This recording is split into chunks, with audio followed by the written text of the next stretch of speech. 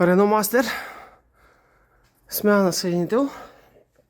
Понеже го сменяме за първи път, искахме първо да го свалим, за да можем да разберем какво всъщност трябва да развием. Първото нещо, което правим, е да разгубим полоските. Имаме едно видео за смяна на полоски. Маха се, като се откачи главината в горния край от горния шарниер. Ето как се накланя и се вадят каретата от главините. Изваждаме полоските. Лявата полоска е късата. Тя излиза сравнително лесно. Да, ето я. Това е едната полоска. Разбира се, първо трябва да източите маслото, защото като извадите ето това каре и теква маслото, ако не сте го източили. Тази излиза лесно, другата излиза малко трудно, понеже има висящ лагер на нея. Мислим да я сменим, защото тук се изкъсва така. Успяхме да я извадим, тази част влиза към диференциала. Извадихме последния начин, след малко ще ви покажа един тенекежийски обратен чук. Вързахме една верига през карето и започнахме да избиваме назад. Лагера всъщност държи цялата работа там. Ето инструмента, който използвахме. Така, ето го обратния чук. С ето тази верига прекарахме през карето и назад бой с този чук. Така, излезе малко трудно, но излезе. Така.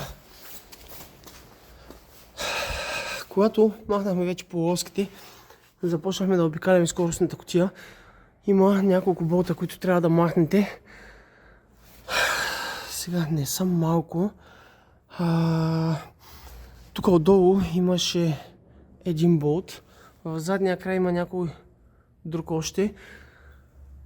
Просто ще обясня точно кои са по-трудните. Когато извадим абсолютно всички болтове, които са достъпни, подпираме с един крик за скоростни кутии. Ето го. Така. И аз специално развих тази гайка на тампона и полека пуснахме скоростната кутия надолу с другия крик. Използвам два крика, за да имаме по-добра опора на двигателя, иначе може да използвате само един крик за скоростната кутия. Свалихме я леко надолу, по този начин успяхме да открием ето тази гайка, това е шпилка, развива се гайка и в дясно, ето където е дупката е там, има още една такава шпилка. Значи трябва да наклоните двигателя надолу, за да може да стигнете с удължения отгоре, за да развиете тези двете. Всички останали се развиват сравнително лесно. Откачаме кабела за тахографа, двете жила. Тук имаше един болт с планка с кабели. Така, имаме един отдушник, една букса отгоре и ето тази маса. Всичко това като развием и откачим, полека пускаме още малко двигателя надолу и скоростната кутия се разделя и по този начин имаме вече достъп до съединителя. Сменяме притискателен феродов диск, сменяме акселен лагер, лагер помпа всъщност и слагаме обратно всичко.